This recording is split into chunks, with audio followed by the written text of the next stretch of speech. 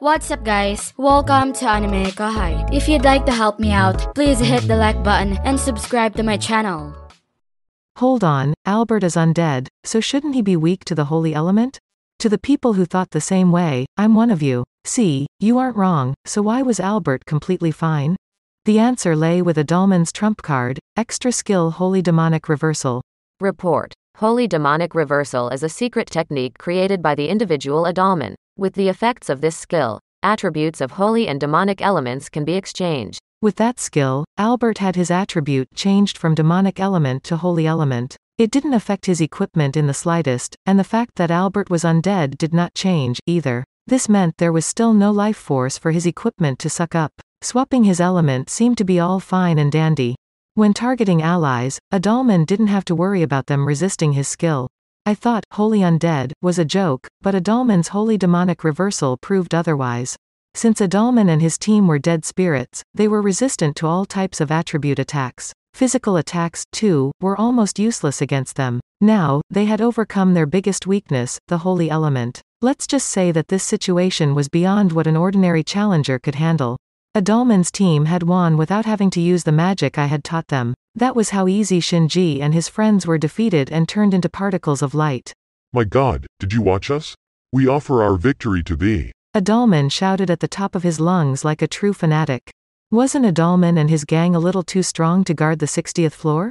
I did tell Adalmann to challenge a party with a party, didn't I? Well, he definitely obeyed my orders and fought opponents with equal numbers. But he was still cheating, right? Why, you ask? Because, if 3 Special A, Calamity class, beings appeared at the same time, they could easily obliterate a small country. If this was happening under my nose, then there must have been more things they were hiding from me. I'll save Ramirez's interrogation for when things settle down. Today, I'll show my appreciation for Adalmann and his crew. You've done a great job, Adalmann. This is something that needs to be said in person, so come to the command room. Oh, I thank you for those words, they bring me boundless joy. I shall forthwith come to your side. As usual, he was excessively formal. Well, this was simply your quintessential Adalmann. It appears Albert has regained his voice. Can you bring him here as well? Understood. Then, what about my death dragon? I'm afraid you need to leave it there. Yes, sir. The death dragon looked rather depressed, but I had to harden my heart and reject the request. It was something like 10 meters long, which was way too large to even fit in this room, okay? Aside from Veldora's private hall on the 100th floor, the command room wasn't that big. I felt bad for the dragon, but my hands were effectively tied. I asked Xian to make black tea for Adalmann and Albert. However, she spun around and responded with a serious face, "Can skeletons drink?" Right, she had a point. Although Albert seemed to have regained flesh, Adalmann was still the same old skeleton. Well, maybe they could at least enjoy the smell? It's more about setting the mood, you know? Oh, really? Understood. I waited for Adalmann and Albert's arrival as we were having this bizarre conversation. I sincerely apologize for keeping you waiting, Rimuru-sama. I am eternally grateful to be able to have an audience with you. Adalmann and Albert both kneeled down in front of me. Looking at these two up close instead of on the big screen made me doubt whether these really were the same individuals. They had grown too strong. That was a splendid job, Albert, was it? You handled that sword masterfully. And Adalmann, your performance as a guardian was very impressive. Keep up the good work. We're counting on you. Veldora and Ramirez started encouraging them before I could even say a single word. When it came to these situations, you had to be the first one to speak, or otherwise you'd be hard-pressed to come up with something to add. Oh well, just gotta play it safe. Man, ain't that the truth? I haven't seen you guys in a while, so I was really surprised at how much you've grown. It was more of an evolution than growth. Those 3 were pretty strong, so I thought it might be a tough fight for you guys, is what I actually wanted to say, but there were times when you had to bite your tongue, and this was one of them. Yes, sir. Adalmann and Albert were overcome with emotion. To wash away this little sense of guilt, I told them to take a seat. This is truly a pleasant aroma. If anyone else served me tea, I might have taken it as an insult. Ah, she had a point after all, huh? I guess it would be a cruel joke to people who were unable to drink. However, with Rimuru-sama's invitation, this aroma alone is enough to soothe my mind and relieve my weary bones. That was good to hear, but Xian was the one who brewed it. Delicious. A sweet and lovely scent, like nectar. I, Albert, am extremely grateful to be blessed with this moment of bliss. You guys are really overreacting. It appeared that Albert's body was structured using magicules. It was a temporary incarnation only made possible inside the labyrinth. Adalmann, why don't you incarnate like Albert? No, I just thought it would be nice for you to enjoy the tea that way. That may be true, but in my case, I am placing greater importance on the mood, I would say. I see. I didn't understand it, but he must have had his reasons. Welp, who am I to tell him how to enjoy his tea? In that case, I won't force you. On that note, I changed the topic. By the way, I began. You're brilliant with that extra skill, Holy Demonic Reversal. Merely being able to develop such a skill tells me how hard you've been working. Thank you very much. This wouldn't have been possible without Beretta Dono's help. And Adalmann started to go off on another tangent. I subtly changed the discussion and now uncovered a stunning tale in which even Rumina's allegedly played a role. Rumina-sama said it was an apology and taught me one of her secret techniques, reversal of day and night. This was then remodeled by Beretta Dono's unique skill Double Crosser, and as a result, I mastered this great skill. This was the whole story. The apology, as Rumina's called it, was for overlooking the rampage of the 7 luminaries. Why did Granbell plan to eliminate the talented Adalmann?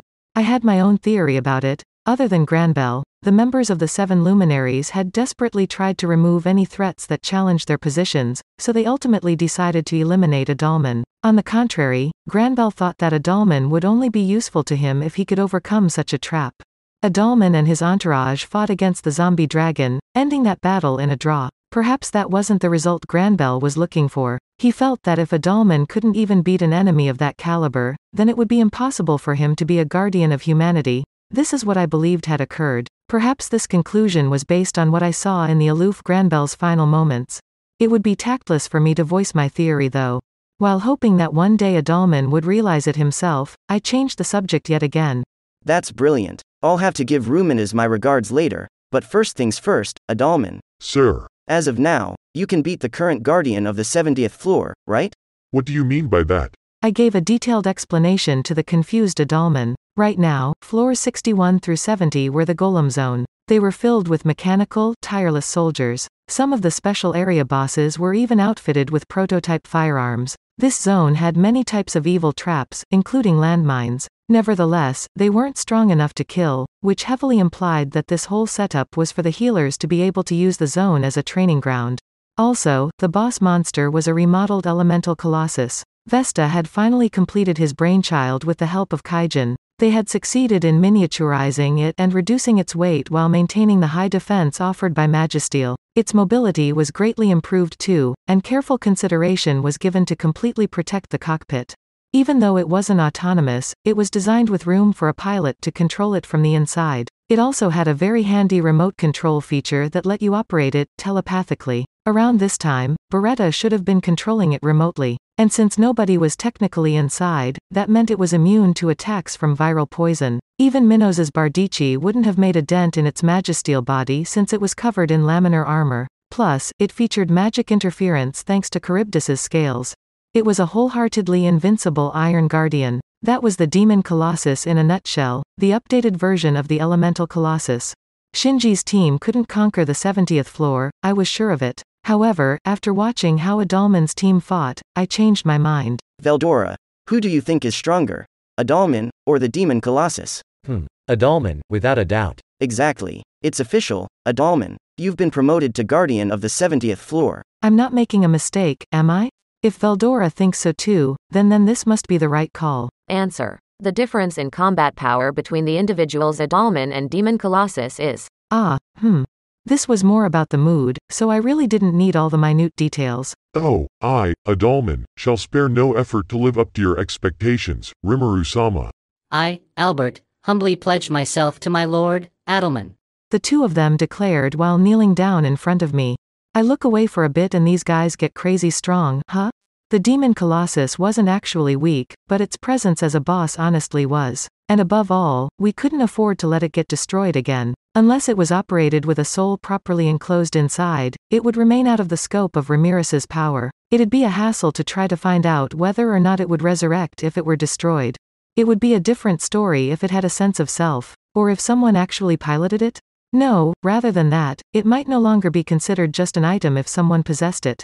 Unfortunately, we currently didn't have any plans for that. So, there weren't any problems promoting Adalmann's team. Great. Then, as of today, Exchange floors 51 through 60 with floors 61 through 70. Understood. Leave it to me. That was all it took to swap entire sections of the labyrinth. After congratulating both Adalmann and Albert, I decided to have their floors switched. Now that business had ended, I was about to tell them to leave when suddenly, This seems like a good time to interrupt.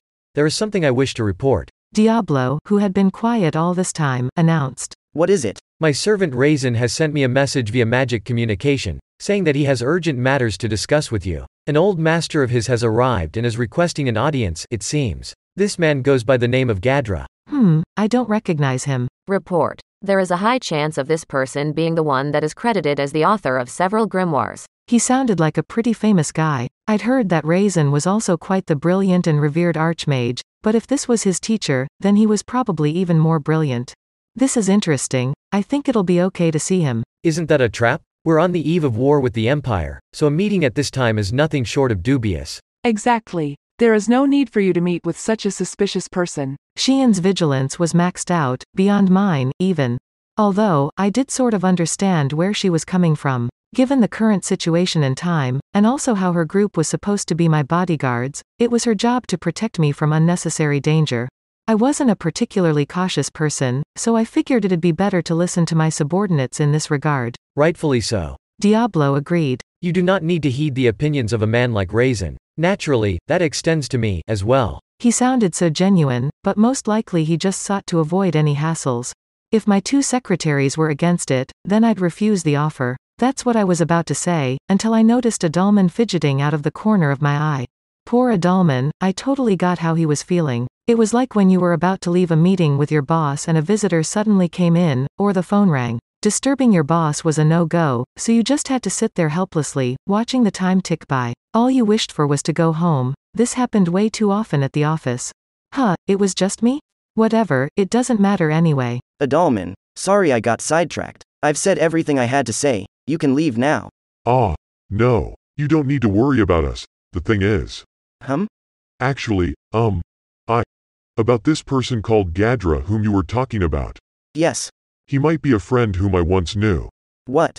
I caught myself staring at Adalmann unintentionally. He was getting anxious and fidgety. No, I don't think you're a traitor. He was shaking so bad that I wanted to tell him that. That's it for this video, guys. Thank you for always watching my videos and supporting my channel. Shout out to the new members of AnimeKouhai supporters. Juice, Panda Cats, Aaron Alarcon, DeAndre Nance, James Waters.